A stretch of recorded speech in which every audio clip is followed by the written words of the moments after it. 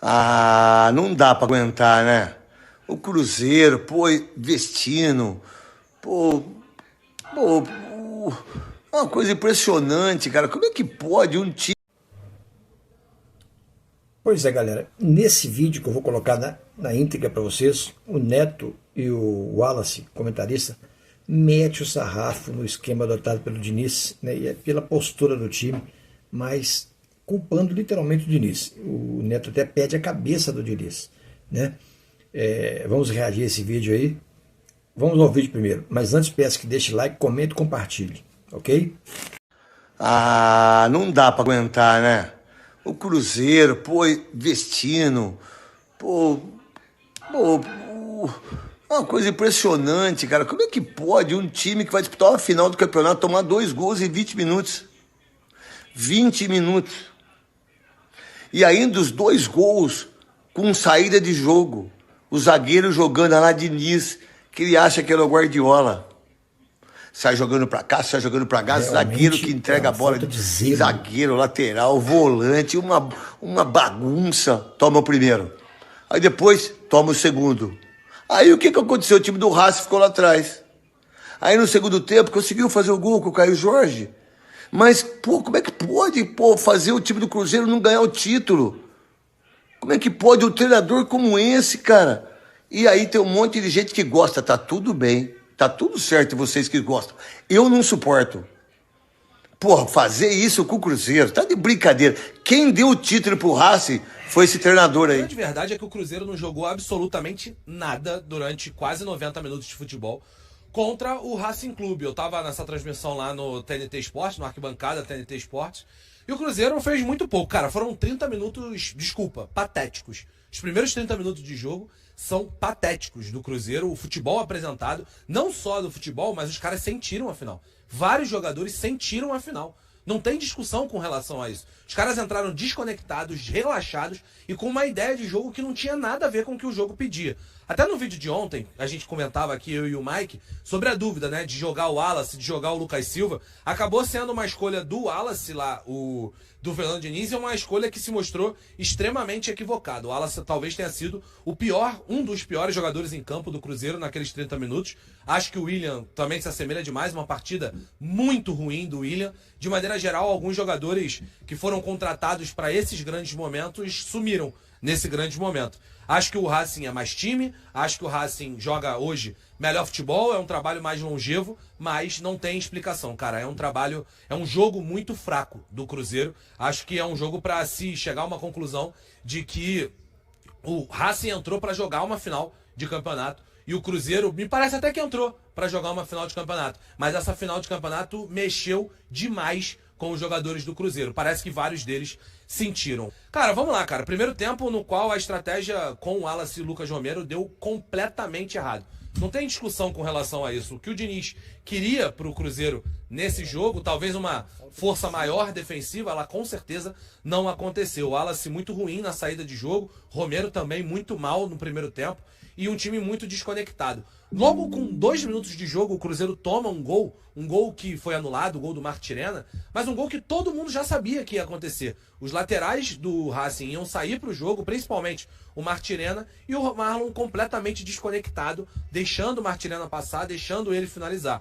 O VAR acabou salvando o Cruzeiro, com isso, o VAR, né, no final das contas, o Cruzeiro acabou sendo salvo pelo gongo, no final das contas, salvo pelo VAR, mas não durou muito tempo. Logo depois, com um cruzamento para a área do Martinelli, ele tentou cruzar, mas aí a bola acabou entrando lá no outro ângulo. A sorte também, ela auxilia quem tá jogando bem, a sorte auxilia, no final das contas, quem trabalha no final das...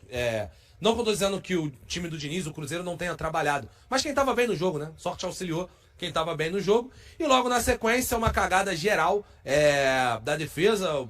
Vai ficar mais destacado o Villalba, mas acho que não foi o único que errou no segundo gol, e aí o gol do Martins. Aí o Diniz demora não, né? O Diniz age, bota o Lucas Silva no jogo, o jogo já tá 2-0, e aí o morro era muito alto, cara. O Cruzeiro condicionou demais a partida, o time teve que sair pro jogo. Destacadamente, dá pra gente falar positivamente, só do Matheus Henrique, acho que é o único, e o Caio Jorge também, mas o Matheus Henrique colocando a bola embaixo do braço, saindo pro jogo e acabando fazendo a jogada ali do gol do Caio Jorge. Mas a verdade é que foram poucos os lances. Vamos dizer, o goleiro do time argentino fez quantas grandes defesas? Uma? Duas? Não fez grandes defesas assim. O Cruzeiro fez uma final muito ruim. A verdade é essa, não dá pra passar pano. Uma final péssima do Cruzeiro. Do início ao final teve alguns lampejos, assim, de alguns bons minutos, mas muito ruim. Uma final individualmente também, de um Matheus Pereira apagado, de um Gabriel Veron apagado, de um time geral. Acho que o Matheus Pereira chama mais atenção, claro, porque é o dono desse time, é o melhor jogador desse time.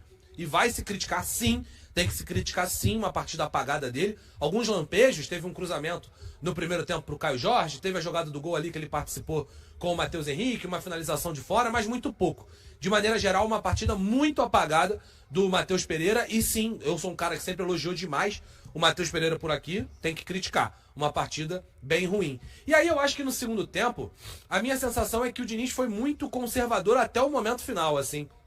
Faltando ali 10 minutos, ele larga o time, beleza, vai pro abafa, mas muito conservador, demorou até os 72 minutos de jogo para fazer outra alteração.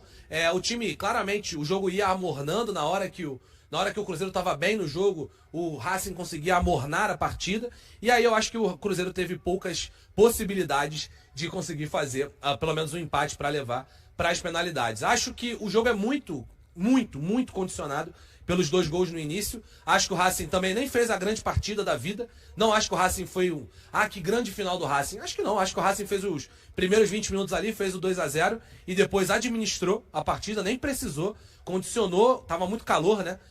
No Paraguai, então foi condicionando a partida e no final das contas sai de campo vencedor. Vou repetir, é o trabalho mais longevo, é o melhor trabalho.